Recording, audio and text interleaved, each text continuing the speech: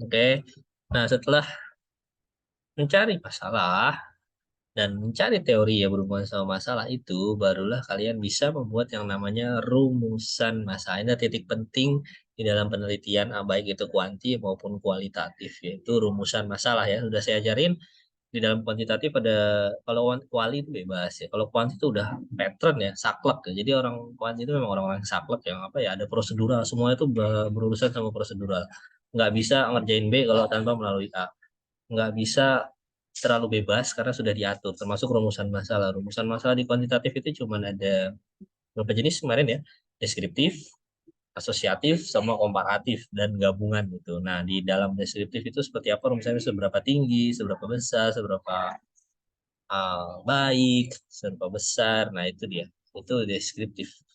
Tapi kalau asosiatif dibagi lagi menjadi tiga ya, termasuk jenisnya ada yang simetris, cuma ngeliat hubungan ya.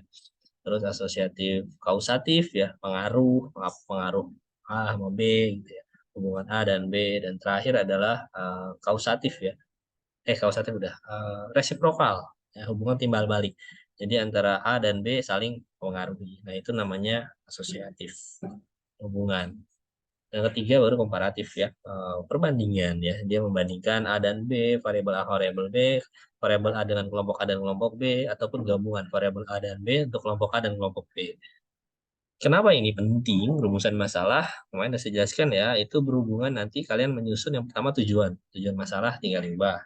Dan yang kedua adalah bagaimana kalian menyusun yang namanya hipotesis. Ya, bagaimanapun juga tujuan utama penelitian kuantitatif adalah membuktikan hipotesis mana yang benar. Udah endingnya itu doang kok kuantitatif. Cuman mau lihat hipotesis mana yang benar di dalam analisisnya itu ya.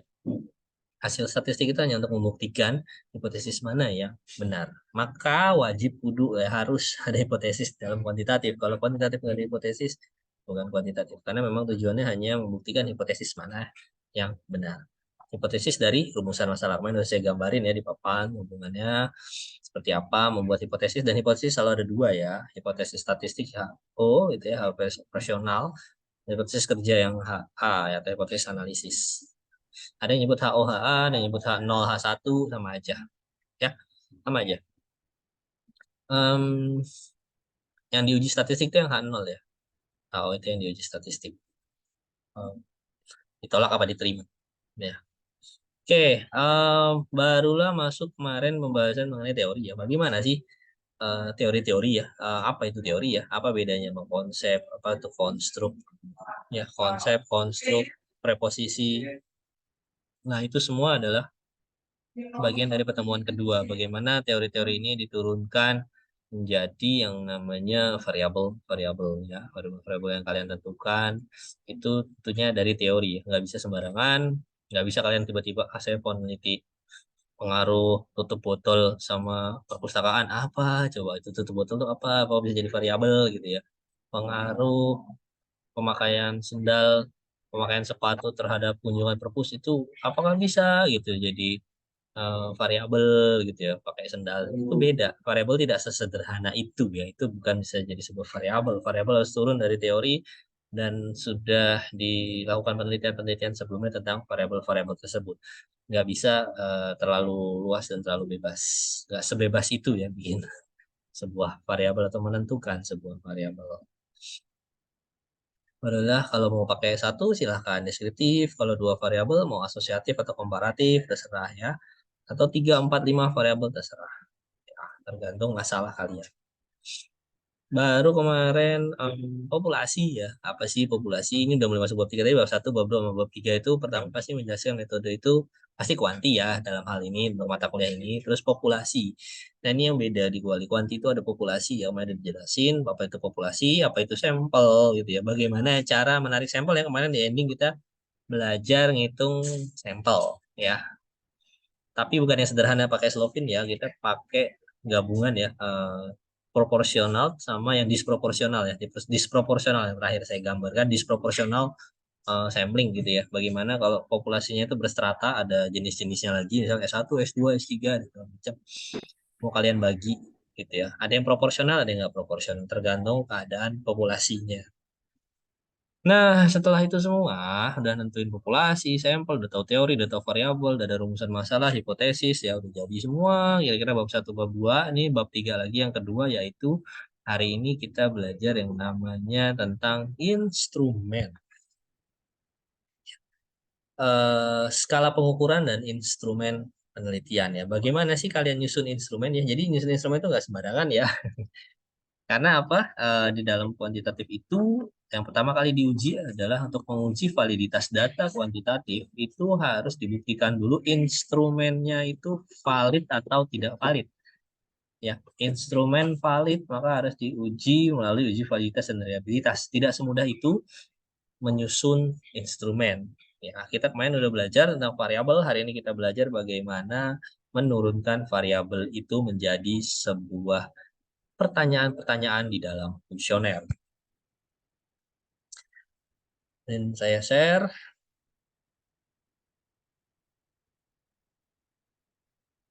Sudah terlihat? Terlihat. Lihat ya. Suara saya terdengar nggak sih? Kalau putus-putus tahu. Kalau putus-putus kabarin. Dengar Pak, Bentar ya. Oke. Terima kasih Sarah. Terima kasih Najmi. Em, Skala pengukuran dan instrumen penelitian ya. Kalau kalian masih ingat mata kuliah ini sangat berhubungan sama mata kuliah statistik ya. Jenis data ya. Masih ingat jenis data ada apa aja? Nominal atau skala deh. Skalanya ada skala skala apa aja? Skala pengukuran nominal, ordinal, apa lagi? Interval ya. Satu lagi apa sih? Rasio ya. Ini sama urutan ya, nominal, ordinal, interval sama rasio ya. Kedudukan tertinggi itu yang rasio. Oke. Kadang ada yang menyamakan antara interval sama rasio jadiin satu, sama seperti SPSS dia menyamakan satu antara rasio sama interval. Ya. Nominal sama iya benar. Nominal, ordinal, terus interval. Itu sama rasio, tapi sebenarnya berbeda. Em, kita mau flashback aja, flashback ya, flashback mata kuliah statistik karena memang ini berpengaruh, berhubungan berpengaruh. Yang pertama data nominal ya. Apa sih data nominal? Dia itu cuma untuk membedakan ya. Jadi angka-angka itu cuma jadi simbol ya, nggak bermakna, nggak urutan, nggak besar kecil, enggak. Ya. Dia hanya lambang. Ingat, angka ini hanya sebagai lambang. Nah, ini namanya data angka nominal ya. Pointer dulu. Oke, ini dia. Data seperti ini tidak dapat diurutkan dari atas ke bawah atau sebaliknya. Misalnya jenis kelamin, perempuan 0, laki-laki 1. Bukan berarti perempuan itu 0. Itu berarti duluan, laki-laki itu 1. Atau perempuan 1, laki-laki 2. Bukan berarti laki-laki urutan kedua. Perempuan urutan 1. Atau derajatnya tinggian perempuan daripada laki-laki. Tidak. Angka-angka ini hanya simbol. Ya, agama Islam 1, Kristen 2, Hindu 3. Bukan berarti agama yang paling, yang peringkat 1 misalnya itu Islam mungkin Kristen tergantung ya di mana dulu di Indonesia mungkin dia Islam nomor 1 penganut yang banyak di luar kan tidak. Jadi ini angka ini hanya sebagai simbol-simbol. Contoh lain adalah suku bangsa Jawa 1, Sunda 2, misalnya Batak 3. Nah bukan berarti Jawa itu suku nomor 1 gitu yang terbaik, enggak tidak seperti itu. Ini hanya angka saja, nominal sederhana. Nah, yang selanjutnya adalah ordinal. Nah, ini namanya juga ordinal ini dari kata order. Order itu artinya bisa diurutin. Di order, pesen, bisa diurut. Order itu diurutkan ya. By order kan gitu ya. Sort by order. Itu maksudnya diurutkan. Jadi data-data ini bisa diurutkan. Angka-angka ini bisa diurutkan. Dia selain berfungsi sebagai nominal, juga menunjukkan urutan. Tapi urutannya itu, jarak antar angka itu tidak sama. Ya, data ini dapat disusun dalam urutan tertentu, tapi tidak sampai menunjukkan berapa kalinya. Ya, misalnya di perpustakaan Jaksel indeks kepuasan pemustakanya 4,1, di Jaktim 4,8, di Jakpar 3,8. Makanya kan bisa kita urutkan. Nomor 1 berarti yang tertinggi adalah Jaktim. Yang kedua 4,1 yaitu Jaksel. Dan yang ketiga itu Jakbar 3,8. Nah, jarak antara peringkat 1 sama peringkat 2 sama peringkat 3 itu nggak sama. Ini maksudnya tadi ya, jaraknya itu nggak sama. Peringkat 1 ke peringkat 2 itu 0,7. Peringkat 2 ke peringkat 3. 2, 3, 4,1 sama 3,8 ini. Ini jaraknya 0,3. 1,3 jaraknya 1. Jadi antar peringkat ini, antar data ini jaraknya nggak sama. Tapi dia bisa diperingkatkan. Kayak itu. Diurutin peringkatnya. Nah, ini ordinal. Namanya data ordinal. Yang ketiga, kenapa kita paham ini? Karena nanti hubungannya sama instrumen yang kita buat. Instrumen mau jawabannya, mau data apa. Nah, yang ketiga yang paling banyak dipakai, paling sering dipakai di dalam penelitian kuantitatif yaitu interval. Jadi angka ini sebagai nominal dan ordinal bisa diurutin ya. Jarak dia ya tidak menunjukkan sampai berapa kali ya, tapi jarak dia tuh sama. Jarak antar datanya itu sama.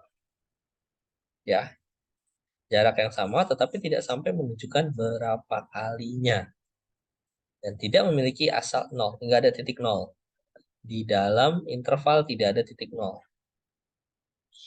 Selisih antara dua data mempunyai, nah contoh interval menunjuk rating, misalnya sangat puas 5, ini paling sering kita lihat ya.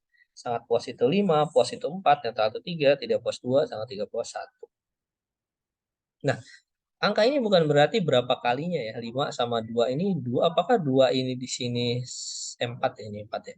Apakah 4 di sini puas itu adalah 2 kali dari tidak puas. Misalnya orang nggak puas 2 kali jadi puas. Kan enggak. Ya, maksudnya itu yang tidak sampai menunjukkan berapa kali. Ya, sangat tidak puas sama sangat tidak puas nanti kalau ditambah apakah jadi tidak puas? Enggak juga, malah makin nggak puas, orang nggak puas 2 kali kok, sangat tidak puas 2 kali, kira-kira gitu. Nah ini yang maksudnya adalah interval jaraknya sama nih. 5 sama 4 kan 1, 3, 4 ke 3, 1, 3 ke 2, 1, 2 ke 1 itu 1. Masing-masing jaraknya 1, 1, 1, 1. Beda sama yang tadi, jaraknya beda-beda ya. Ada 0,3, ada 0,7. Nah kalau ini jaraknya sama. Semua jaraknya adalah 1. Sebesar 1 jarak. Itu interval. Yang terakhir itu rasio. Dia nominal, dia ordinal, dia interval, tapi dia juga bisa menunjukkan berapa kali. Karena dia ada titik nol. Ya. Contoh, pengunjung perpustakaan 1000, Jaksel, Jakbar 100. Maka pengunjung Jaksel ini kan 10 kalinya Jakbar. Ya, ini 110.000. Ya, atau jumlah koleksi perpustakaan Jaktim 10.000, Jakpus 5.000. Maka Jakpus ini kan setengahnya Jaktim.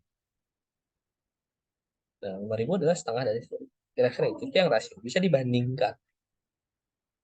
Ya, kalau yang tadi kan nggak bisa. Ini nggak bisa. Ya. Ini nggak bisa. Ini juga nggak bisa. Ini nggak bisa dibandingkan. Nah, titik nol rasio. Oke, ini 4 data ini di statistik ada. Saya hanya mengulang saja. Masuk ke skala pengukuran ya. Mungkin di statistik juga pernah sempat disinggung.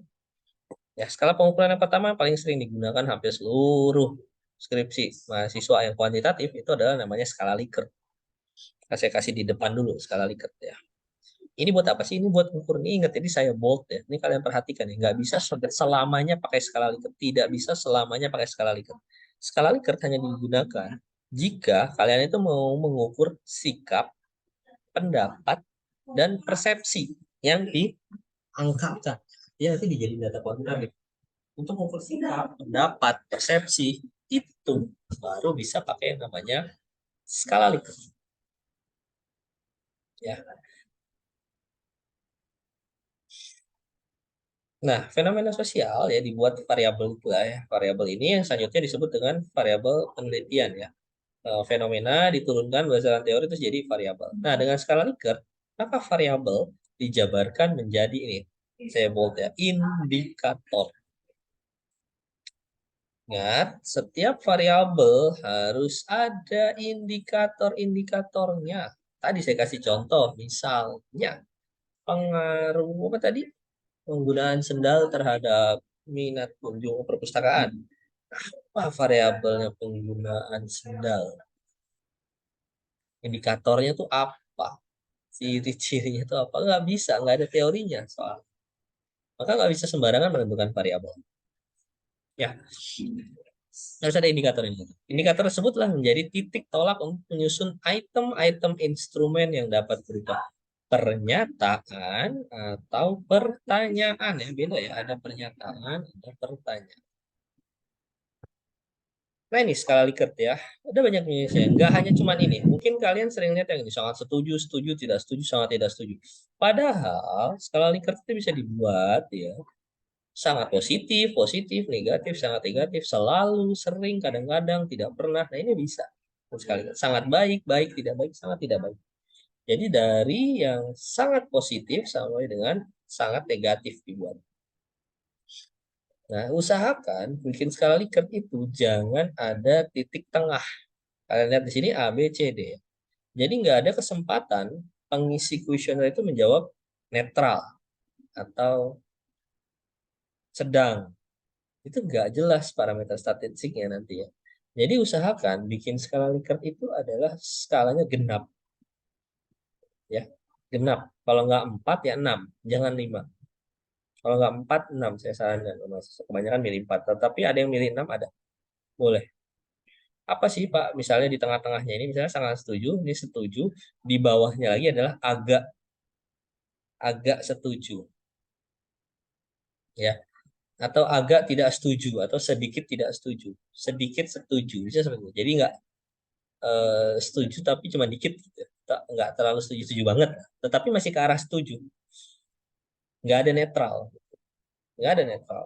Jangan pakai bikin netral. Nanti netral semua orang jawab. Rusak statistik kalian nanti ya. Susah hitungnya nanti. Banyak yang nggak valid dan nggak reliable nanti. Ada yang oke. Untuk keperluan analisis kuantitatif, maka jawaban yang dapat diberi skor ya. Misalnya sangat setuju 4, 4, 3, 2, 1. Ya. Kasih scoring atau di tabulasi. Dapat susun checklist atau pilihan ganda ya di Google Form banyak sekarang ya. Dan ini apa yang penting, pertanyaan itu sebaiknya dicampur ya, berbentuk kalimat positif, netral, dan negatif. Supaya apa sih? Supaya bacanya serius. Jangan positif semua. Nanti ngejawabnya pola. Kalian kalau dikasih question dan pertanyaannya itu semuanya positif, gitu. Misalnya, perpustakaan merupakan tempat yang nyaman untuk belajar. Positif ya. Sangat setuju. Perpustakaan tempat yang banyak ilmunya, misalnya. Setuju. Perpustakaan tempat yang nyaman untuk tidur, misalnya gitu ya, adem. Setuju. Perpustakaan, jangan tidur ya. Perpustakaan sangat dapat di dalam perpustakaan kita bisa mencari berbagai jenis buku. Perpustakaan kita bisa mencari. Nah itu kan positif, semua itu namanya positif. Kayak positif. Nggak boleh kayak gitu bikin kuesioner ya. Campur. Diselipin tuh satu. Misalnya diselipinnya adalah di dalam perpustakaan atau perpustakaan koleksinya terbatas. Nah itu kan negatif. Itu yang negatif. Perpustakaan koleksinya tidak lengkap. Nah, itu negatif. Campur jadinya. Ya. Tetapi jangan bikin pertanyaan kayak gini. Perpustakaan koleksinya lengkap. Bawahnya perpustakaan koleksinya tidak lengkap. Jangan kayak gitu kalau ngomongin soal kelengkapan. Udah cukup satu, mau positif apa negatif. Tapi harus dicampur. Jangan positif semua. Supaya tadi ya, pengisi kuesioner itu bisa baca, beneran ngebaca. Jadi dia hati-hati ngebaca. Ada yang negatif ternyata. Jadi perhatian, fokus lagi baca. Tapi kalau positif semua, dia pasti akan pola tuh. Jawab 3 semua. Atau 4 semua. Sangat setuju semua, sangat tidak setuju semua. Setuju semua, udah. Dia bikin dia pola. Itu dia ya. Kuesioner. Ini contohnya. Staf perpustakaan memiliki penampilan yang menarik. Mana jawaban kalian? Setuju nggak? Jawab. Kita nanti latihan habis ini. Setuju? Ini kita bayangkan perpustakaan adab deh. Perpustakaan fakultas adab. Ya. Staf perpustakaan memiliki penampilan yang menarik? Tuh. Setuju? Perpustakaan memiliki ruangan yang nyaman?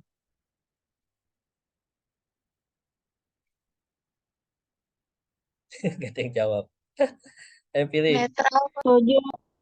Setuju. Setuju aja terus pokoknya. Perpustakaan memiliki halaman parkir yang luas? Netral kali ya? Netral. Netral saya hapus dulu deh.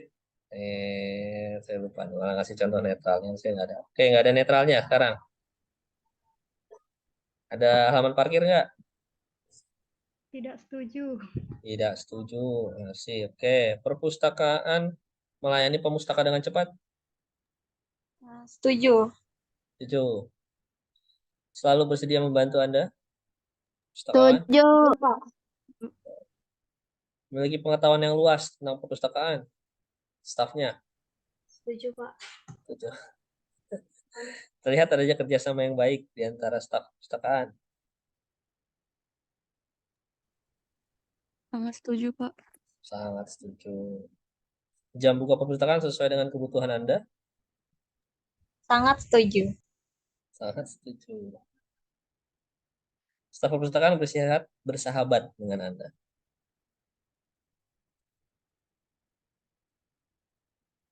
Ada nggak? Sahabat nggak stafnya? Tidak. Nggak ada yang mau jawab.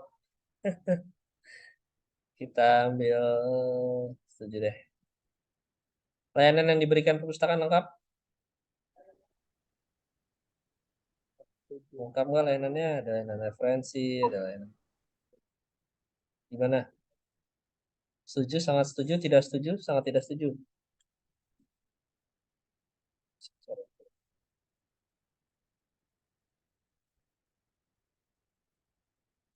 Nggak ada nih. Ya udah, kita jawab tidak setuju kalau gitu. Oke ya. Nah, nanti kita nyambung lagi ke situ ya. Itu contohnya. Nah, ini contohnya apa? Ini contoh yang tidak ada pernyataan negatif ya.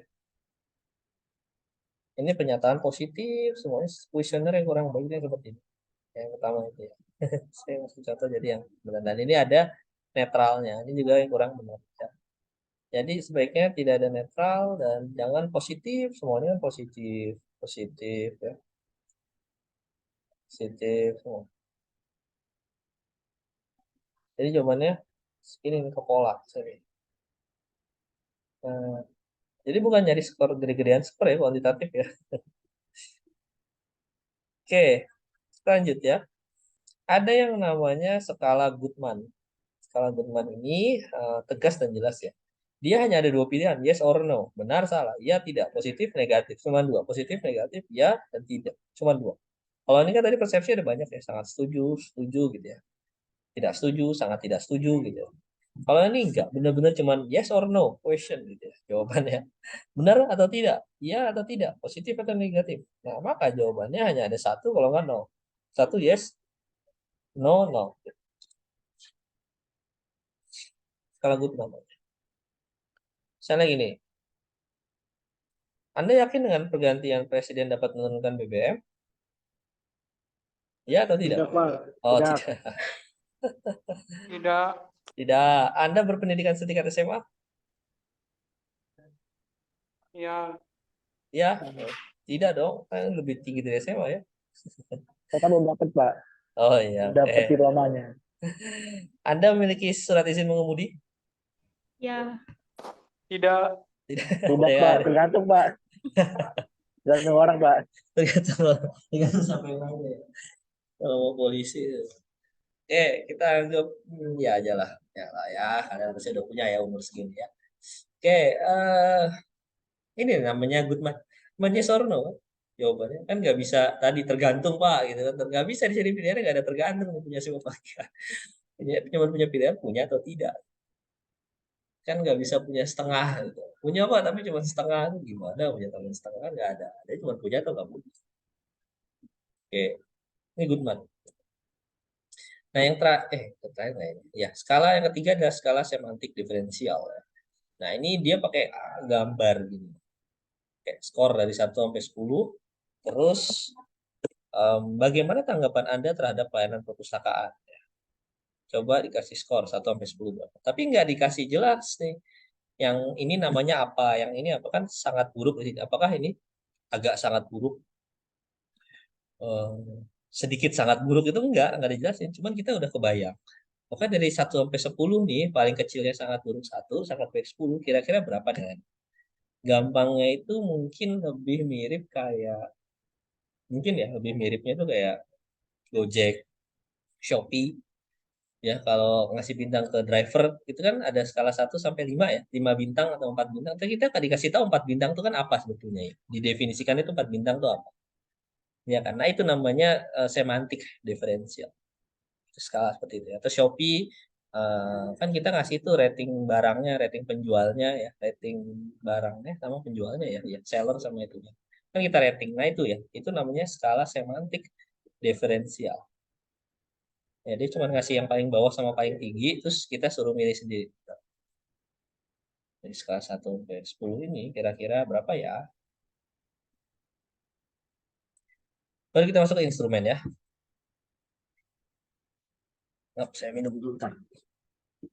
Saya.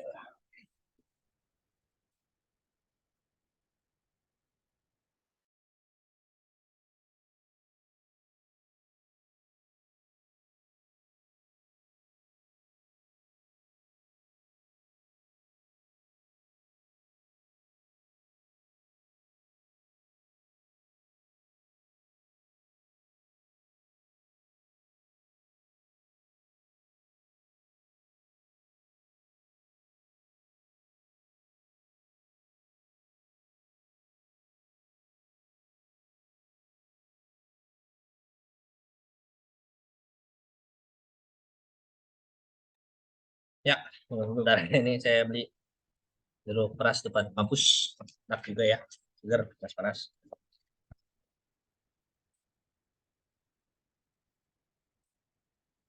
Baik, instrumen penelitian ya. Instrumen itu adalah alat ya, alat yang digunakan.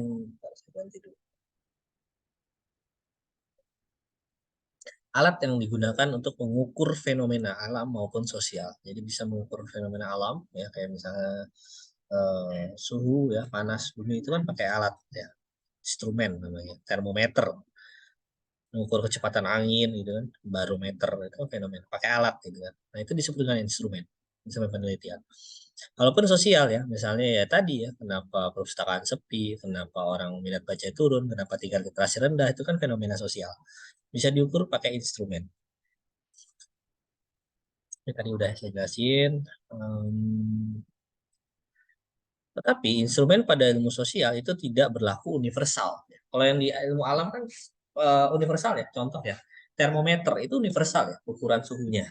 Ya, suhu 1 derajat di orang Indonesia sama di orang Eropa, di Inggrisnya sama, segitu 1 derajat, universal gitu ya.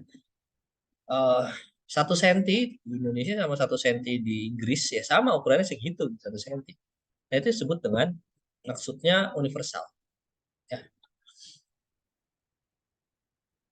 Tetapi kalau yang di sosial itu enggak ya. Mengukur tingkat literasi itu enggak sama. Sama di Indonesia sama di Inggris itu enggak sama. Alat ukurnya beda-beda. Ya, makanya dia tidak berlaku universal kalau di ilmu sosial. Reliable dan valid di satu tempat belum tentu reliable dan valid di tempat lain. Si alat instrumennya itu atau kuisionernya itu misalnya diuji ke kelompok C, kelas C, valid. Ternyata diuji ke kelas D tidak valid. Itu maksudnya instrumen penelitian di dalam ilmu sosial itu tidak bersifat universal, bisa berubah-ubah. Nah, jumlah instrumen penelitian itu tergantung jumlah variabel yang ditetapkan. Ingat ya, variabel itu ada variabel dependent, independent, moderating, control, ya, yaitu intervening, nah segala macam itu adalah variabel. Berapa variabelnya?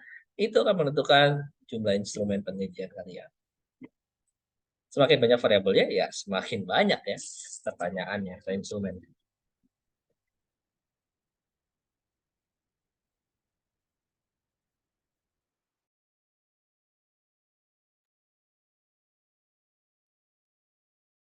Gimana cara nyusun instrumen sekarang? Dasar penyusunan instrumen itu tentu variabel, tadi sudah saya katakan. Ketika kita sudah tahu variabel ya, di rumusan masalah, di teori kita sudah tahu mau variabelnya pakai itu, maka Itulah dasar kita menyusun instrumen dari variabel itu. Jangan kemana-mana pokoknya. Mau ngomongin minat baca, pasti instrumen tentang minat baca. Tetapi pertama, setelah tentukan variabel, barulah tentukan selanjutnya adalah indikator-indikatornya dari setiap variabel berdasarkan teori atau referensi. Ya, jadi nyusun indikator tuh nggak sembarangan ya, harus berdasarkan teori atau referensi. Dari indikator barulah buat pernyataan atau pertanyaan sesuai indikator-indikator tersebut. Buatlah metrik pengembangan instrumen atau operasionalisasi variabel. Bagaimana variabel itu diturunkan menjadi indikator-indikator dan menjadi pertanyaan-pertanyaan. Bikin metrik ya. Ini cara menyusun instrumen. Baik dan benar. Di mana kita menemukan indikator? Pertama, wawasan ya yang luas tentang variabel. Tentu harus banyak baca. Ya. Tahu teori-teori yang mendukung variabel tersebut. Gunakan teori untuk menyusun instrumen secermat mungkin agar diperoleh indikator yang valid. Yaitu dengan cara baca referensi jurnal, baca sesi penelitian sebelumnya. Ya. Contoh, nih, tingkat kekayaan. Indikatornya rumah, kendaraan, pendidikan, penghasilan, makanan yang dimakan. Iya nggak sih? Bedanya orang kaya sama orang miskin misalnya gitu ya, sederhananya ya. Misalnya teori mengatakan dari rumahnya ya. Ya kan? Orang kaya sama orang miskin kelihatan dari rumahnya ya. Ada nggak sih orang kaya yang tinggalnya di gubuk gitu ya? Jarang ya kalau ada sih jarang. Kendaraannya juga ya, orang kaya sama orang miskin bisa jadi orang miskin nggak punya kendaraan. Nah, orang kaya pasti kendaraan mewah-mewah. Lihat aja misalnya siapa? Sultan, Raffi Ahmad gitu ya. Andre Taulani kan kelihatan ya rumahnya, kendaraannya, pendidikan juga ya. Orang kaya biasanya pendidikannya lebih tinggi, bisa ke Eropa kemana atau S2, S3. Rendah, alhamdulillah bisa tamat SMP juga atau SMA itu udah alhamdulillah atau SMK. Penghasilan jelas ya, kaya yang rendah. Makanan yang dimakan ya kadang-kadang kan gitu. Nah, barulah dari pertanyaan untuk indikator rumah itu ya, ini indikatornya dari rumahnya, misalnya rumahnya. Berapa jumlah rumahnya? Alamat rumahnya di mana? Berapa luas tanah dan bangunan? Nah, orang kaya itu bisa lihat dari sini. Nah, sekarang saya tanya pertanyaan untuk indikator pendidikan. Tadi udah saya bocorin. Misalnya apa aja? Bisa nggak kalian turunin?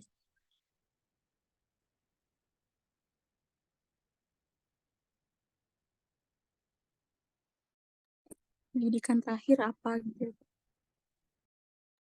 Bagus, wanita. Pendidikan terakhir. Terus apa lagi? Apa saja kurikulum yang digunakan apa? Waduh, dalam banget kurikulum yang digunakan. Susah tuh jawabnya. Biasa orang nggak bisa jawab. Yang sederhana, lebih sederhana lagi. Kalau tadi kan jelas ya. Pendidikan terakhir mana dia pasti tahu. UKT-nya berapa? Oh, itu nggak ada hubungannya. Itu nanti yang ini nih. Eh, iya sih ya. Bisa sih. Bisa. UKT-nya berapa bisa. Oke, Pendidikannya lanjut. di mana? Pendidikannya di mana? Pendidikannya, nah di mana ya? Kuliahnya di mana ya? Kuliahnya misal di Oxford, kan jelas itu. Udah tahu, wah kuliahnya aja di Oxford gitu ya. Kuliah di mana ya? Misalnya Unpam, oh oke. Gitu ya. Ini bukan ini ya maksudnya, ya. Ini contoh aja ya. Oxford sama Unpam kan jauh, kita bisa tahu. Gitu ya. Oke, jadi kalian tahu Umum ya, oh, umum atau atau keagamaan, Pak? umum Kemenak atau atau Kemendikbud? ah, ngaruh kalau itu. Iya ya, ngaruh ah. Mungkin negeri atau swasta lebih lebih cocoknya gitu kali ya nantinya. Negeri atau swasta. Kalau swasta biasanya cenderung biasanya orang yang berada kan mampu bayar gitu ya. Mungkin itu lebih cocok. Kalau umum atau keagamaan kayaknya masih sama aja sih. Tapi kalau negeri sama swasta ya beda kan kelihatan. Ya, bisa ya. Jadi ini indikatornya orang kaya itu kelihatan dari rumahnya, kendaraannya, pendidikan, penghasilan, makanan. Nah, dari indikator-indikator ini kita turunin ke pertanyaan-pertanyaan. Kendaraan deh kendaraan. Kita coba satu lagi kendaraan. Kira-kira pertanyaan tentang kendaraan untuk melihat variabel tingkat kekayaan gimana kendaraan? Berapa banyak kendaraannya? Berapa banyak kendaraannya? Oke, bagus. Apa ada lagi?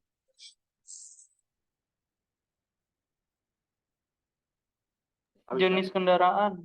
Iya, merek kendaraannya. Jenis kendaraan, merek kendaraan gitu ya.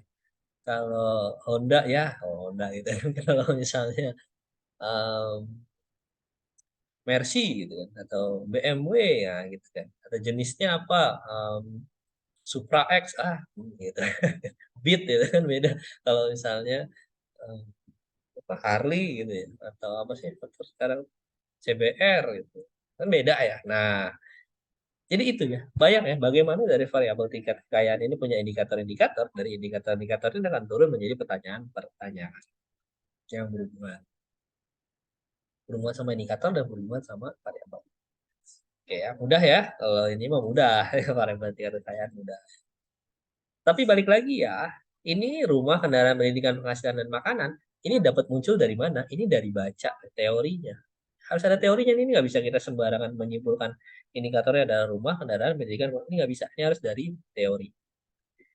Ini kan hanya contoh, kebetulan nggak ada teori yang saya tampilin, tetapi ini indikator bisa muncul ini dari teori-teori. Ya, ke penelitian-penelitian sebelumnya. Ya, oke. Contoh berdasarkan teori. Ini ya, kualitas pelayanan menurut Kotler dapat dilihat dari unsur ini yang paling tadi ya berhubungan sama digital marketing juga ya. Ada tangibles, reliability, responsiveness, dan competence. Ini berhubungan sama yang namanya kualitas layanan ya. Ada 5 kalau nggak salah, tapi nggak apa-apa ini 4 dulu.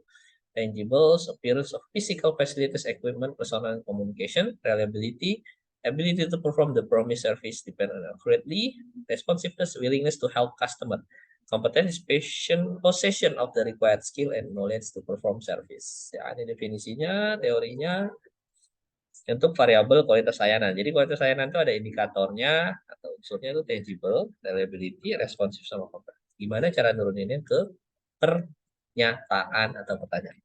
Contoh, ini bikin namanya matrix itu seperti ini. Ya. Di sini kan tangible itu adalah penampilan secara fisik ya, fasilitas atau peralatan, orang, dan materi komunikasi. Nah, di sini pertanyaannya yang berhubungan yang pertama adalah di sini ngomongin physical facilities ya, makanya ditanya apakah fasilitas perpustakaan menarik? Ini kalau pertanyaan. Kalau pernyataan, fasilitas perpustakaan menarik, maka nanti ada pilihannya em, sangat setuju, setuju. Nah, kalau ini ya tidak tadi pakai Goodman. Ya, ini pakai Goodman. Kalau yang ini tadi berarti pakai interval. Sangat setuju, setuju, tidak setuju. Macam. Nah, ini dia. Ini pernyataan. Selanjutnya adalah apakah pustakawan berpakaian rapi? Di sini kan juga personel ya.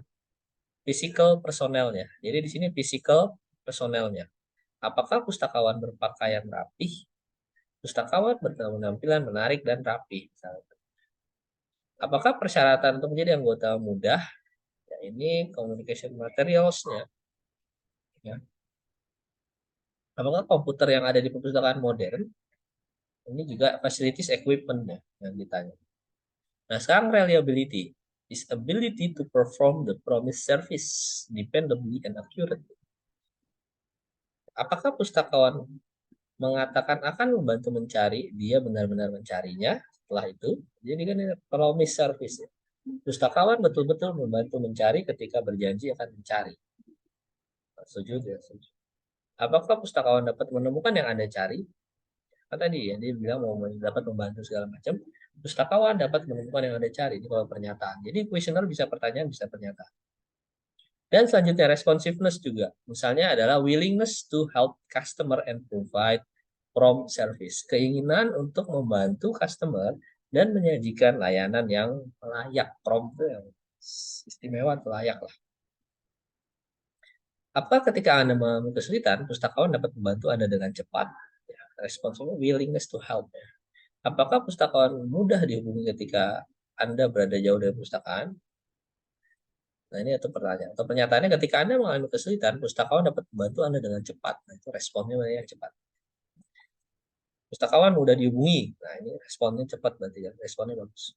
Yang keempat adalah competence. Ya. Ini adalah required skill, kemampuan yang dibutuhkan dan pengetahuan untuk melayani, ya, untuk menunjukkan pelayanan. Maksudnya untuk melayani kita, untuk perform the service. Apakah pustakawan benar-benar ahli di bidangnya? Pernyataannya pustakawan ahli di bidangnya. Pustakawan dapat mencari sumber informasi dengan tepat. Pustakawan mengerti tentang sistem perpustakaan. Berarti kan dia kompetensi. Ini adalah required skill-nya, knowledge-nya ada untuk membuat layanan. Nah, turunlah ke pernyataan-pernyataan. Dari satu indikator ini ada yang tiga, ada yang empat pernyataan-pernyataan, dan ini semua untuk satu variabel yang namanya variabel apa? Kualitas pelayanan itu paling atas. Ini baru satu variabel ya. Artinya ini kan berarti baru variabel misalnya dia jadi variabel y gitu ya, atau baru variabel x. Udah ini baru segini, belum variabel satu lagi. Bikin pernyataan. Jadi maka pernyataan-pernyataan kuesioner itu agak lumayan cukup banyak ya. Tergantung indikator dan tergantung variabel. Prinsip dia itu pengukuran atau bukan. Kalau pengukuran harus teliti ya dalam skala pengukuran. Jumlah item mencukupi untuk mengukur variabel. Indikator-indikatornya semuanya terpenuhi gitu ya. Bahasanya tentu sesuai ya. Kalau mau nanya calon respondennya anak-anak ya pakai bahasa yang ringan-ringan. Kalau nanya ke guru-guru ya kalau ke masyarakat umum atau yang berpendidikan kurang ya tentu bahasanya diringankan ya terlalu banyak istilah-istilah khusus gitu ya. Nanti kan asal negara, suku dan sebagainya. Oke lah. Tipe dan bentuk pertanyaan adalah terbuka tertutup ya, bebas ya bisa pertanyaan terbuka tertutup, tapi sebaiknya tertutup. Jika mengharapkan nominal, ordinal, interval, dan rasio itu adalah bentuknya tertutup ya. Sebaiknya memang tertutup untuk dapetin data-data ini. Jadi membantu responnya lebih cepat ya. Nah ini tadi saya katakan harus dicampur ya antara positif dan negatif agar lebih serius jawabnya dan tidak mekanistis tadi ya. Mekanistis itu yang kayak tadi. Setuju semua itu mekanistis. Mekanistis. Nah, kayak gini. Nah, ini mekanistis. Thread, dibaca di sini, semua kebanyakan. Itu contoh mekanistis. Pernyataan tidak mendua ya. Jadi jangan ada double barrel. Ya. Bagaimana pendapat Anda tentang kualitas dan harga barang? Padahal kan beda jauh kualitas sama harga barang itu dua indikator. Jangan jadiin satu indikator jadi satu pernyataan. Gitu ya. Berarti ini bisa bagaimana pendapat tentang kualitas, bagaimana pendapat tentang harga barang. Nah, itu dua hal yang berbeda. Tidak menyenangkan sesuatu yang mudah lupa. Jadi kalau nanya tuh jangan kayak kuis apa namanya? Who wants to be a millionaire gitu loh. Bagaimana kinerja para penguasa Indonesia 30 tahun silam? Yo, susah banget ini kayak soal ujian gitu ya. Sebenarnya jangan ini kayak soal ujian gitu ya. Menurut Anda bagaimana cara mengatasi resesi ekonomi dunia saat ini? Waduh, udah kayak soal kuis.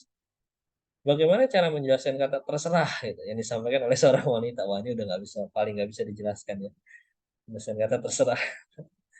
Nggak terdefinisi. Oke, sulit dijelaskan ya. Kalau saya udah ngomong terserah tuh udah nyerah aja deh. Oke, kasih pilihan salah gitu. Nggak dikasih pilihan lebih salah. Nah, kira-kira seperti itu. Jadi jangan yang susah-susah bikin pertanyaan sih.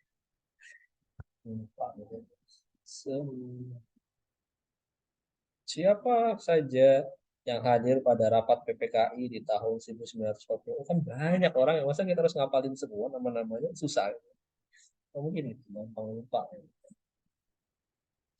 Tidak menggiring ya. Jadi pertanyaan itu jangan menggiring orang supaya menjawab ke arah tertentu gitu. Ya, misalnya bagaimana kalau bonus atau jasa pemasaran ditingkat? Ya orang pasti pasti bilang iyalah, setuju gitu, sangat setuju. Gitu. Bagaimana prestasi kerja Anda selama 1 tahun terakhir? Nanya tentang diri Anda ya sendiri ya pasti jawab bagus, sangat tinggi, sangat baik prestasinya gitu. Itu menggiring dalam pertanyaan. Nggak boleh pertanyaan yang terlalu menggiring seperti jawabannya ke arah sesuatu. Panjang pertanyaan nah ini ya. Yang paling baik itu adalah 20 sampai dengan 30 saja. Karena kalau udah di atas 30 biasanya orang udah nggak konsen jawab kuesioner ya. Jangan terlalu banyak pertanyaan. Variabelnya banyak boleh, indikatornya banyak, nanti bisa digabung menjadi beberapa pertanyaan saja. Satu atau dua pertanyaan untuk satu variabel cukup kalau variabelnya banyak. Tapi kalau variabel banyak, satu variabel dibikin kayak tadi ya, ada beberapa indikator, setiap indikator 3, misalnya 15 pertanyaan satu variabel, udah cuma bisa 2 variabel. Kurangin. Satu indikator, satu pertanyaan, kalau variabel banyak. Ya, tergantung jumlah variabel. Tapi rata-rata antara 20 sampai 30 normalnya. Urutannya ya, biasanya dari yang umum dulu ya, jangan langsung spesifik. Ya. Di mana Anda tinggal umum. Berapa umur Anda? Kan ada yang umum dulu ya. Jangan langsung pertanyaannya siapa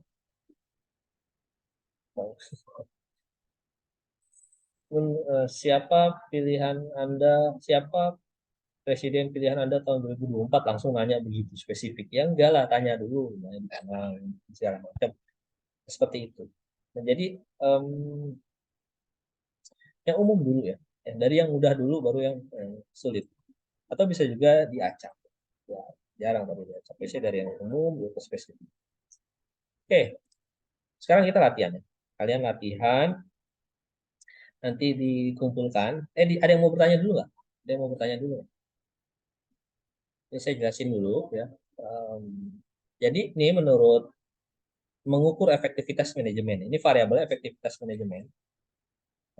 Menurut Robert M. Ranfol, variabel manajemen yang efektif dilihat dari indikator planning, organizing, and staffing, directing, controlling, communication, space, and facilities. Buatlah instrumen untuk setiap variabel berdasarkan keterangan berikut. Indikator ya, itu bukan variabel, indikator. Indikator. Planning, ability to develop realistic time-based plan ya, for long, medium term, and last risk, dan segala macam. Ini semua masing-masing ada definisinya. Coba kalian turunkan menjadi pernyataan-pernyataan. Ya, dikumpulkan di ICE saja. Ya. Ada yang mau ditanyakan soal menyusun instrumen ini? Ini mudah. Ini rangkumannya, definisinya di sini. Coba kalian turunkan ini menjadi pernyataan-pernyataan untuk masing-masing indikator ini. Ada yang mau ditanyakan soal instrumen? Bapak, Ya, Saka. pengumpulannya kapan ya, Pak? Minggu depan aja. Tapi tergantung kesepakatan kalian mau ujiannya kapan sih. Atau minggu ini. Santai aja, Terima tenang. kasih, Pak. Nggak buru-buru. Oke, Pak. Pak, Ini, izin Pak. bertanya. Siapa nih? Itu Sasha. Putri Sasa, silakan. Ya, tadi di pertanyaannya itu kan kalau misalnya ngisi skala, itu kan harus bacanya yang serius. Nah, gimana kita bisa tahu kalau misalnya si responden itu ngisinya benar-benar serius? Kan bisa jadi aja dia ngisinya ngasal-ngasalan tuh, Pak. Betul. Betul. Nah, makanya itu tadi saya katakan pertanyaannya dicampur. Ketika dia dicampur dan dia masih berpola nanya jawabnya, misalnya kita jebak. Makanya pertanyaan itu kayak positif, positif, positif, positif, positif, di tengah satu negatif, positif lagi, positif lagi. Nah, ketika pertanyaan negatif itu dia jawabnya, polanya, misalnya kayak tadi ya, perpustakaan itu yang positif semua. Dia bilang jawab sangat setuju, sangat setuju, sangat setuju semua. Dia setuju, setuju, setuju semua. Terus pas pertanyaan negatif nih kita bilang perpustakaan adalah tempat yang bau. Dia bilang setuju nih. Nah, itu berarti dia nggak serius jawabnya. Ini bukan seorang responden yang bisa diambil datanya, karena dia yang jawabnya berpola. Maka perlu namanya pertanyaannya itu dicampur antara positif dan negatif. Gitu sih ya, kira-kira. Berarti kalau kayak gitu, jawaban kayak gitu diperluin atau nggak usah dipakai ya, Pak? Jangan dipakai kalau kayak gitu. Respondennya berarti dia nggak serius jawabnya, nggak jujur, nggak objektif. Oke Ya, lah. dia cuman jawab pakai pola dia aja biar cepat. Misalnya mau ngebantu temen atau apa. Biasanya Ya, itu jangan dipakai. Pak. Oke. Nanti ngerusak data statistik kalau kayak gitu. Biasanya nggak valid nanti di tes validitasnya.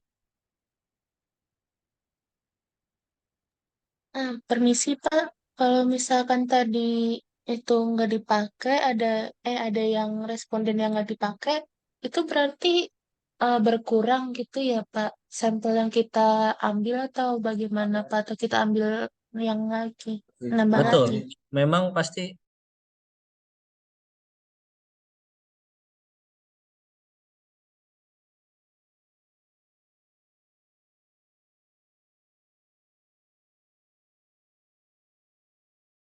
Maaf Pak, Bapak ke-mute. ya, maaf tadi saya lagi ada ngobrol. Oke, jadi gini. Em, makanya di dalam penelitian kuantitatif ketika mengambil sampel, misalnya kemarin kita udah ngitung sampel ya, kita udah belajar ya ngitung sampel. Oke, kita butuh sampel misalnya kemarin itu 125 lah.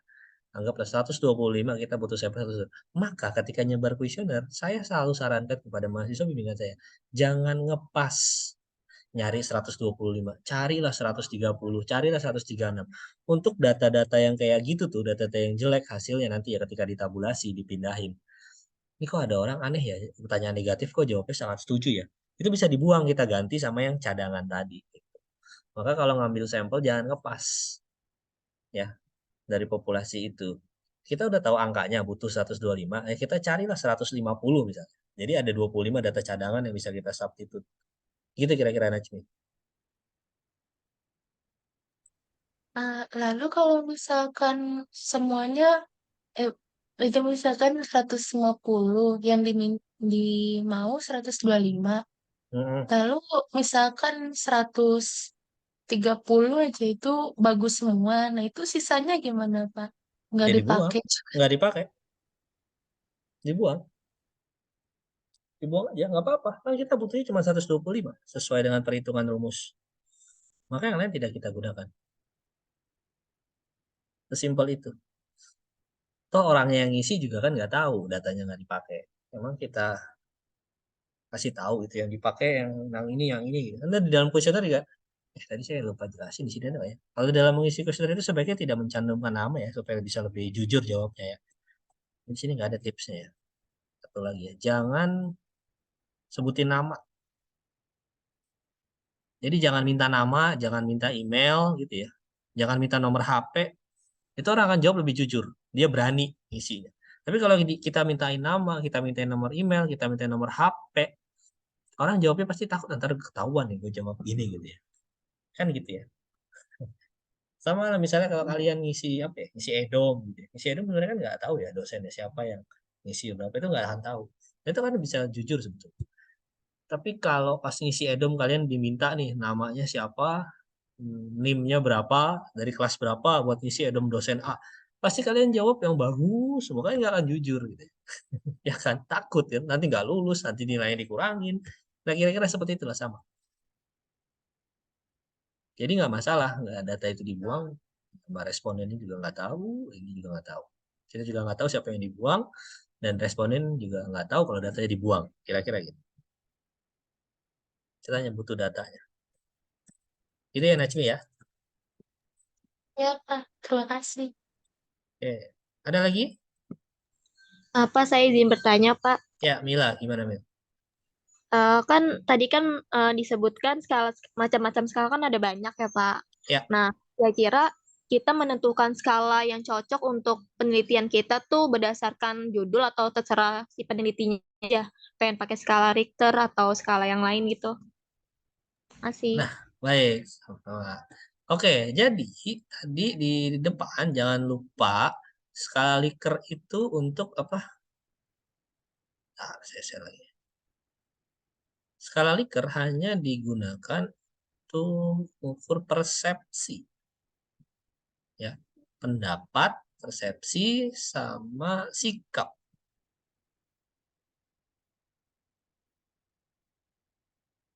Ini ya. Jadi, Likert itu digunakan untuk ini. Ya, kalau nggak sikap, pendapat, persepsi.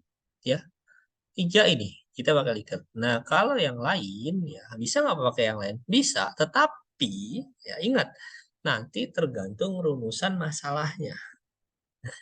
Rumusan masalahnya deskriptifkah, asosiatifkah, komparatifkah? Skala akan menentukan yang namanya ini tadi ya. 4 jenis data ini. Dia akan menentukan nominalkah, ordinalkah, intervalkah, atau rasio. Sekarang pertanyaannya, kalau saya tanya gini. Kalau pertanyaan pakai skala Goodman, yes or no, yang tadi punya SIM, iya atau tidak? Kira-kira nanti hasil luarannya, datanya data apa sih? Rasio kah? Interval kah? Ordinal kah? Nominal kah? Yang mana kira-kira?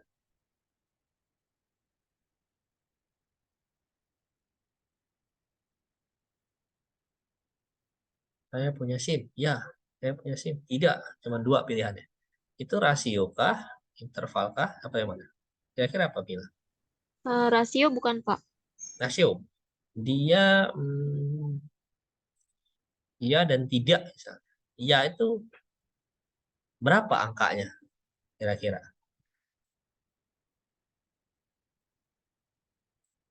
Kan harus dikuantitatifkan ya, harus diangkain gitu. Kan iya itu kan huruf ya. Nah, ya itu mau dikasih angka berapa misalnya?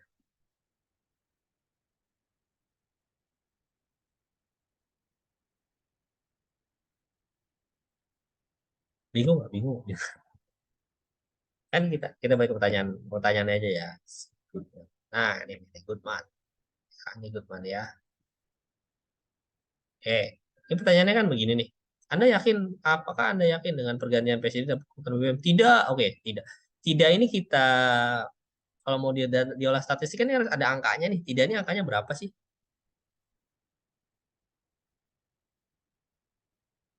Kira-kira berapa? Ya itu berapa? Tidak, berapa? Pak, kalau misalkan angkanya harus netral, gimana Pak? Misalkan angkanya 5. Kalau yang jawab iya berarti nilainya nanti 5. Kalau misalnya ada yang jawab tidak pun 5. Nggak bisa, nggak bisa diolah kalau kayak begitu. Kalau sama-sama 5 nggak bisa diolah. Berarti jawabannya kalau iya itu 1, kalau tidak itu 2 gitu ya Pak?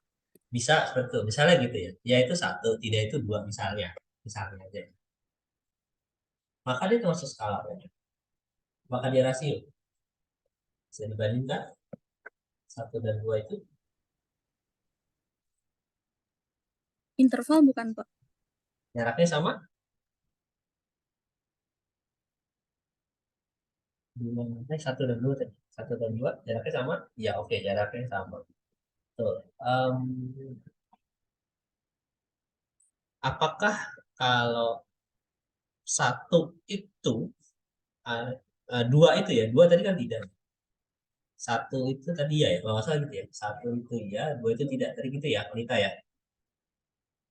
Atau kebalik saya. Iya Bener Pak. lah. Ya, 1 itu ya, 2 itu tidak. Berarti apakah interval itu dia tidak bisa titik nolnya nggak ada? Ya oke, dia nggak ada titik nolnya. Tidak menunjukkan sampai berapa kali iya, betul. Diurutkan bisa nggak?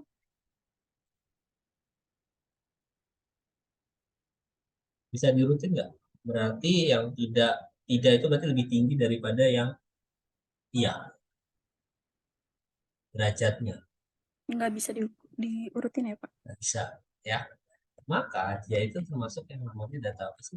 Nominal. Kayak gini nggak sih?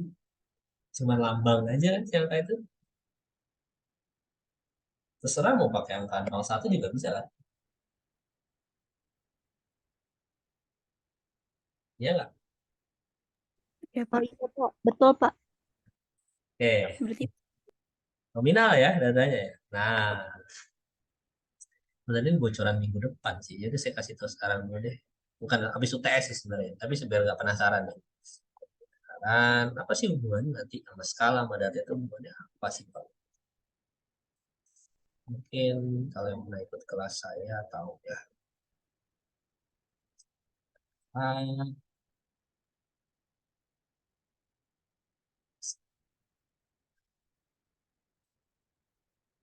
iya, ada di sini. Oh, ada.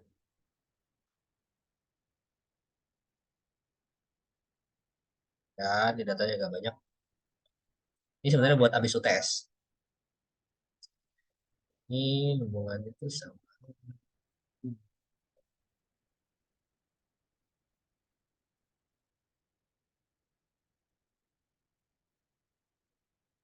Ini dia. Ini sangat berhubungan dengan yang namanya ini. Pusing ya lihat ini ya. Ini di statistik loh ini. Harusnya diajarin. Nih, datanya nominal, ordinal, atau interval. Pak, kita memakai instrumen yang mana? Instrumen akan menentukan jenis datanya yang keluar itu apa. Jenis data akan menentukan bentuk hipotesisnya. Ya. Atau bentuk hipotesisnya bebas deh. Yang jelas instrumen akan menentukan keluaran jenis datanya. Ya. Kalau pakai skala semantik diferensial. Semantik diferensial akan menghasilkan data ordinal. Kalau pakai Goodman akan menghasilkan nominal. Kalau pakai Likert akan menghasilkan interval atau rasio interval. Nah, dari masing-masing hasil kuesioner ini jenis datanya akan mempengaruhi uji statistiknya, kawan-kawan. Kalau interval pakai t-test, kalau ordinal pakai run-test, kalau nominal kayak yang tadi itu namanya uji binomial. Kalau rumusan masalahnya adalah atau hipotesisnya deskriptif. Kalau asosiatif dia maka namanya pakai tesnya tes asosiatif kontingensi atau koefisiensi, koefisien C. Nah, terus kita mau nentuin yang mana? Terserah kalian.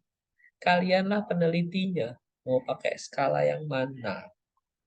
Nantinya yang jelas nanti harus cocok antara skala yang kalian gunakan, data yang kalian hasilkan, sama cara menguji hipotesisnya. Menggunakan statistik itu harus tepat. Nggak bisa nih kalian pakai yang tadi ya. Iya dan tidak, yang hasilnya nominal, tiba-tiba kalian pakai regresi. Nggak bisa. Nah, kira-kira gitu. Bayang nggak? Jawab nggak ya pertanyaannya? Anda masih pusing? Nggak apa-apa, tanya terus sampai jelas. Kalau masih pusing. Permisi, Pak. Ya, Berarti kalau misalkan kita pakai yang nominal, kita nggak bisa juga pakai interval gitu ya, Pak? Kan kalau nominal itu uh, simbol aja. Kalau hmm, interval kan ada yang tidak setuju, setuju gitu-gitu. Berarti nggak bisa betul. nyampur gitu. Tidak, sayangnya. Secara statistik itu tidak.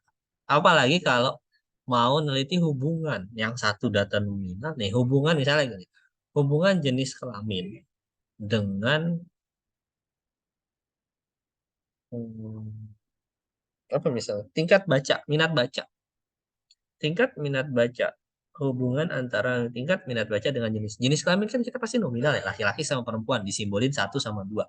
Tingkat minat baca itu misalnya pakai interval gitu ya, nggak bisa, makanya nggak bisa sembarangan juga. Atau saya yang belum tahu, jangan-jangan ada caranya ya. Bisa jadi ilmu saya terbatas. Tetapi sepengetahuan saya nggak bisa mencampur adukan variabel yang jenis datanya berbeda. Ada beberapa kasus yang saya tahu bisa ya, ada caranya tersendiri, ada rumusnya tersendiri. Ada juga cara mengkonversi. Bagaimana mengkonversi data nominal itu berubah menjadi interval, itu ada caranya.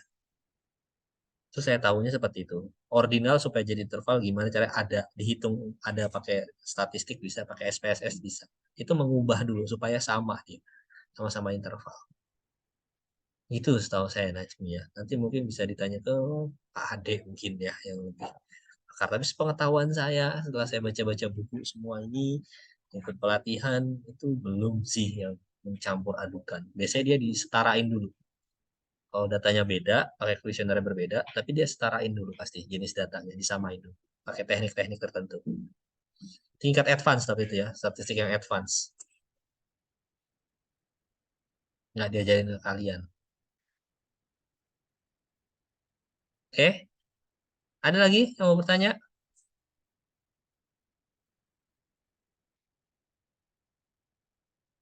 Terus setelah UTS tuh nanti kita bahas tuh.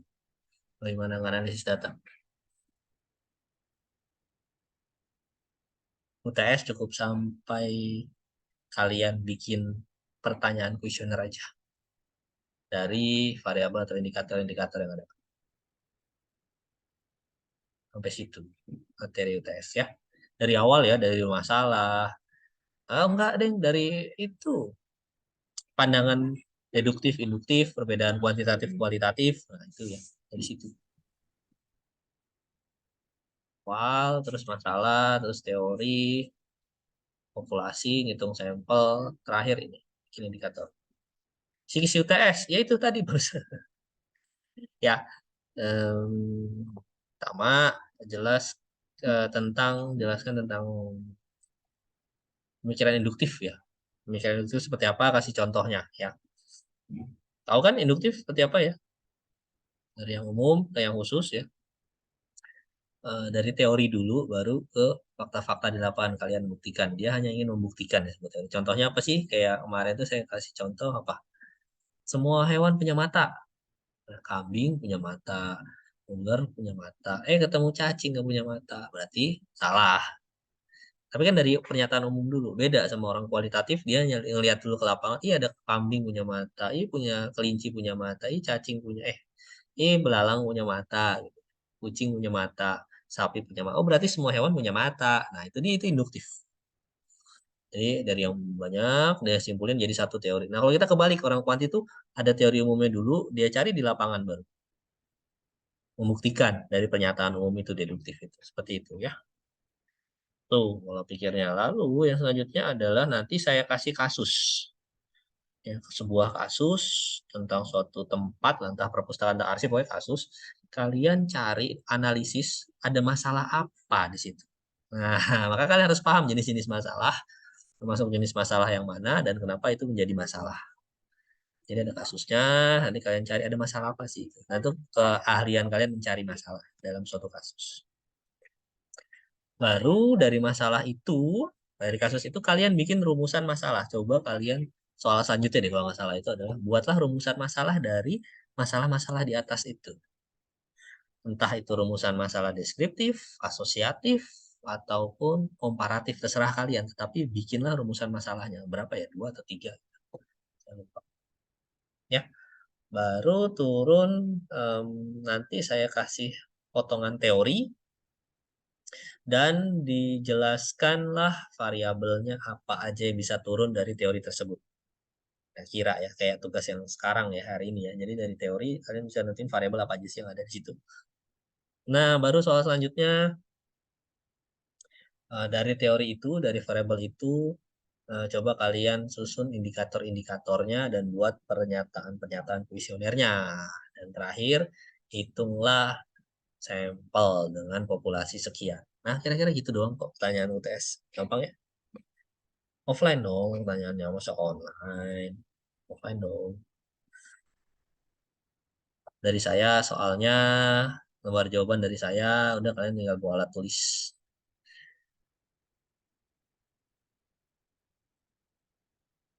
Baik lagi, kesepakatan kalian ya, jangan sampai berantem. Jangan sampai jadi musuhan gara-gara nentuin UTS saya. Ini gara-gara Paria nih jadi berantem di kelas. Enggak ya, sepakatan bersama musyawarah terufat. Mau di tanggal 27 atau 3 November saya serahkan kepada kalian. Karena kalian juga mau ada acara kan tanggal 28. Kan 27, 28. 28. Dari 27, 27, 28, 29 kan ada acara. Saya juga nggak mau gara-gara ini kalian jadi nggak lancar acaranya gitu ya. Saya sih menyarankan tanggal 3. Tapi itu sepakatan kalian lah. Oke, offline. Ada lagi yang mau tanyakan? Nanti bisa kalian tonton ini recordingnya, nanti saya upload ya. Jadi bisa diulang-ulang. Ada? Harian. Tertulis, Nah, jangan lisan. Susah lisan. Tertulis. Ya, siapa tadi mau nanya? Maharsi. Tapi maaf banget Pak, ini saya mau nanyanya materi sebelumnya. Boleh gak Pak? Boleh, boleh, boleh. Tentang teori, tentang apa? Populasi, sampel. Ya, kenapa? Kemarin yang pengerjaan tugas kemarin sebenarnya saya ada gap gitu Pak, ada bingung tentang teori Oh, yang teori. penghubungnya. Oke. Saya tuh masih bingung. Di situ kan kalau di contoh PPT Bapak, teori penghubungnya jadi Y ya Pak. Iya. Nah, apakah teori penghubung itu hanya bisa menjadi Y atau Oh, enggak. nanti? Enggak. Bebas. Dia bisa jadi dependent, dia bisa jadi independent. Tergantung masalahnya, tergantung kalian, kreativitas kalian seorang peneliti. Enggak harus selalu penghubung itu jadi. Terus sama satu lagi Pak mau tanya, kalau teori penghubung itu misalnya dia bakal jadi Y tuh Pak. Bisa gak dari satu teori penghubung, teori pendukung itu misalnya dia bisa memunculkan variabel Y juga variabel atau misal indikator atau intervening bisa apa enggak Pak? Atau Oh satu bisa, variabel satu enggak. teori itu hanya untuk kayak misalnya memunculkan variabel Y aja gitu Pak? Oh enggak. Maka disebut teori. Teori itu adalah gabungan dari beberapa konsep dan konstruk, ya. Dan itu bisa jadi banyak variabel. Bisa bisa lebih dari satu. Bisa jadi satu, bisa jadi lebih dari satu. Tapi saya ragu kalau cuma satu. Pasti teori bisa memunculkan banyak variabel. Bisa jadi intervening, bisa jadi independen, bisa variabel yang lain. Kayak gitu. Enggak, teori nggak cuma satu variabel. Itu. Gimana Mas Harsi? Masih ada yang bingung? Jadi ini ya Pak. Jadi misalnya teori pendukungnya satu, terus Mm-mm. itu nanti dari situ bisa muncul kita jadiin Y, sama bisa nanti misal kita mau ambil moderator juga dari situ ya Pak. Bah, boleh. Bisa banget. Oh, terus sama ini juga Pak, mau nanya, eh, apakah misalnya dalam satu, misalnya adanya satu variabel X sama satu variabel Y, Ya. apakah itu bakal muncul hipotesisnya hanya satu rumusan, apakah akan muncul satu rumusan masalah saja, atau itu bisa banyak Pak? Misalnya dibuatnya dari X ke Y-nya itu tuh misalnya pengaruh, ntar satu lagi interaksi gitu Pak. Itu bisa atau emang kalau satu X, satu Y itu hanya untuk satu rumusan masalah aja? Hanya yang saya pahami itu hanya satu. Ketika kamu meneliti pengaruh, udah jelas pasti dia berhubungan. Tapi kalau emang dua-duanya itu berbeda, itu biasanya, gini deh, bisa nggak kamu ngebedain mana yang hubungan, mana yang pengaruh? Itu dulu deh. Saya kasih tips ya. Saya kasih tips. Mana yang dia kira-kira X dan Y itu hubungan, yang mana yang pengaruh. Ya. Kalau hubungan, itu biasanya unit analisisnya berbeda. Maka dia disebut dengan hubungan. Eh, Unit analisis sama, maaf. Unit analisis sama. Kalau itu saya berbeda itu baru namanya pengaruh. Unit analisis itu kayak orang gitu ya. Orang-orang semua, sifat orang semua. Em, Barang-barang gitu ya, benda-benda, organisasi-organisasi itu unit analisis satu tuh, unit analisis. Nah, kalau misalnya gini, antara em, antara gaji misalnya, antara pendapatan dengan motivasi kerja. Nah, kira-kira itu pengaruh atau hubungan? Pengaruh bukannya Pak? Pengaruh, betul ya. Karena pendapatan itu kan bukan orang ya, benda, barang. Nah, sedangkan motivasi itu berhubungan sama orang. Maka itu dia ngelihatnya itu adalah pengaruh.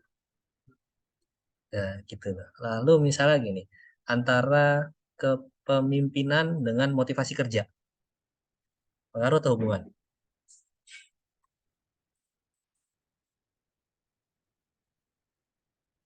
Hubungan? Hubungan. Sama-sama orang soalnya. Pemimpinan kan orang ya, misalnya ya.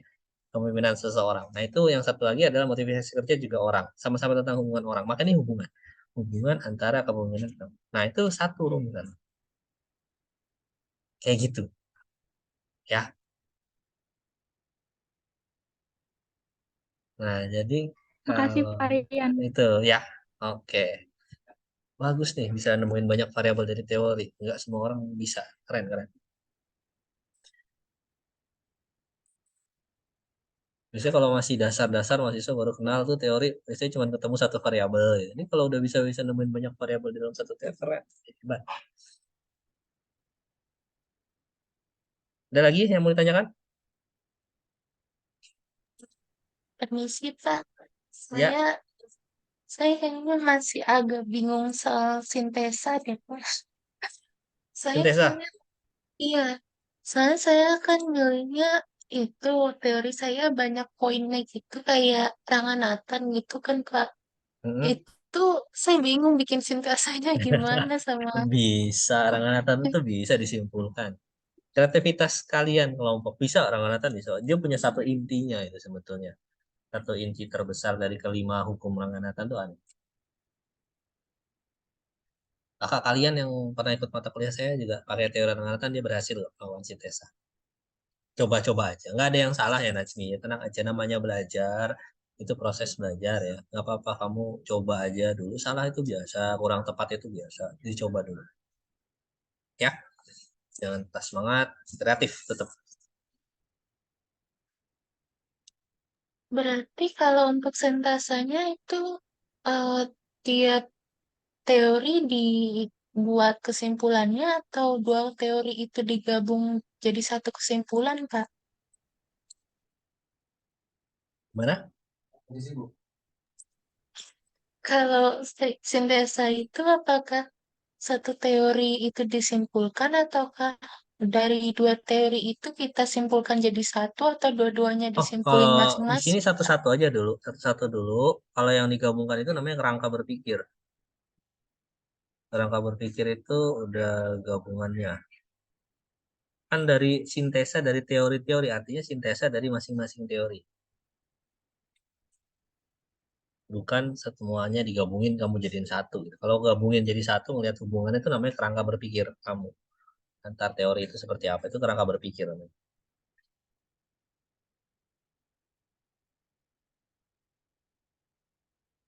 Oke, ini kayaknya baru pada mau ngerjain ya. Bukan ada deadline hari ini. Mau minggu depan aja ya saya perpanjang ya. Kayaknya masih pada bingung ya. Tapi double ya berarti ya minggu depan ya. Yang hari ini nih, yang bikin visioner sama yang kemarin ya, yang kelompok ya. Oh, masih ada yang baru nanya, ada yang apa. Oke, sip. Pak Rian, saya izin nanya lagi, Pak. Oke, gimana, Maaf. gimana, masih. Misalnya nanti kita mau ngambil variabel moderator ya. Kalau nggak salah kan moderator itu yang bikin melemahkan atau itu ya Pak ya, Menguatkan. memperkuat. Ya. Nah, itu kan terus di PT Bapak di PPT Bapak itu kan dia dibilangnya bisa jadi variabel X yang lain ya Pak ya. Ya. Nah, itu apakah nanti di dalam rumusan masalah bisa nggak dari moderatornya itu kita cari misalnya moderator ini pengaruh ke Y, itu bisa dijadi rumusan Oh, masalah juga bisa. nggak, Pak? Kalau itu bisa. Kalau itu bisa. Dari ini, istilahnya X ke X2, terus ke Y. Nah, X2 ke Y sendiri, X1 ke Y sendiri, X1 ke X2 kalau ada juga bisa jadi satu rumusan sendiri.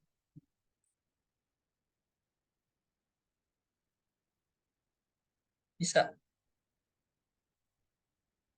Berarti itu nanti ditanyanya bakal sendiri-sendiri ya, Pak. Jadi masalah X yang Iya. pertama ke Y, X kedua ke Y.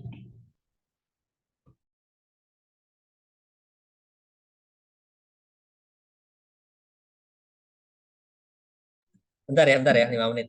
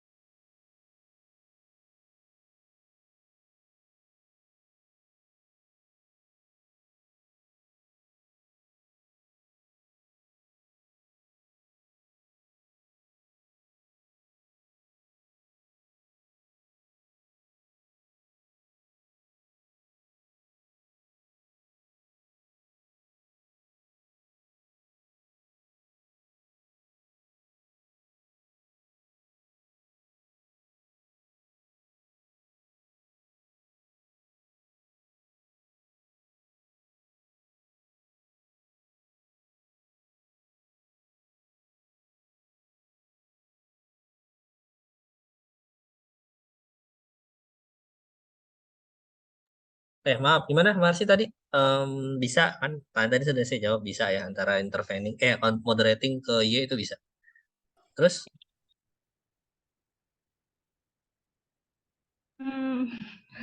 Maaf ya, pertanyaan saya banyak soalnya mewakilkan kelompok. Nggak apa-apa. Biar yang lain juga bisa dengar makanya siapa tahu masih Terus kebingungannya sama. saya mau tanya juga nih, Pak.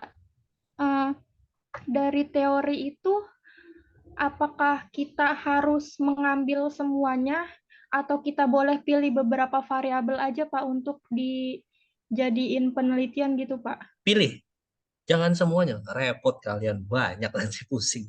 Pilih aja yang cocok sama masalah yang mau diambil misalnya satu masalah. Tapi pilih, saya kalau ini kemarin contoh pilih aja, jangan semuanya. Satu juga nggak masalah, satu variabel juga nggak masalah.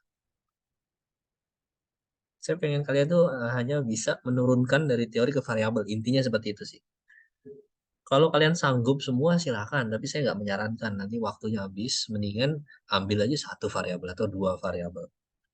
Gitu.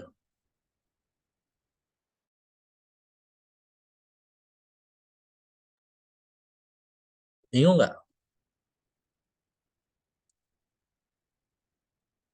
Halo, Marsi?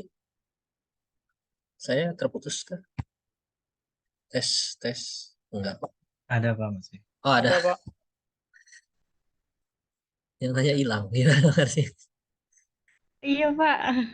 Gimana, gimana? Itu sih Pak yang kemarin udah ngerjain tapi akhirnya bikin bingung soalnya ternyata setelah dikerjain kok banyak keraguan gitu, Pak. Oke, itu sekarang udah jelas ya. Nah, iya, Pak. Terus juga, Pak, itu judul itu ditariknya dari sintesa atau dari variabel yang kita pilih ya, Pak. Terus kalau misalnya intervening terus sama moderator itu bisa masuk ke judul, Pak. Bisa masuk ke judul. Judul itu dari setiap variabel yang kalian pilih itu. Maka di dalam judul penelitian kuantitatif harus mencerminkan variabel yang diteliti itu apa. Jadi nggak bisa dia ngumpet ya, karena dia moderating doang nggak dimasukin, nggak bisa. Kalau itu masuk ke dalam penelitian, ya harus masuk. Emang ada suruh bikin judul juga ya? Saya lupa. Rumusan masalah, susun kalimat perangkat berpikir.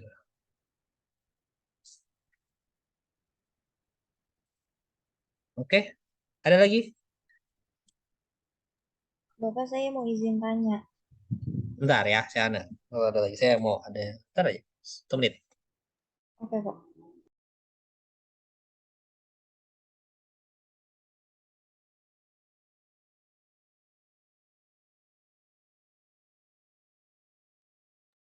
Oke, gimana, Siana? Halo? Sebenarnya Oh, ya. bukan nanya ke materi sih, Pak. Mau Hmm, minta bocoran kali ya, Pak, dikit. Nah, Kenapa?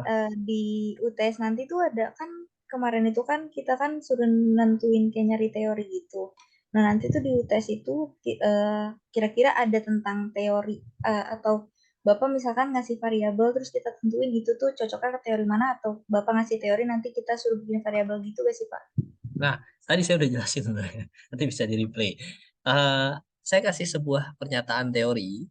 Nah, kalian turunin itu ke variabel. Ada variabel apa aja sih? Kalian bisa sanggup nurunin dari teori itu ada jadi ada berapa variabel. Saya ngasih kalimat teorinya gitu ya. Apa bunyi teorinya gitu. Oh, oke, Pak. Makasih, Pak. Oke, sama-sama. Ada lagi? Tidak ada? Kalau tidak ada, 80. Wow, saya absen dulu ya. Orang sama saya berarti 79 orang ya. Belum yang double-double ya.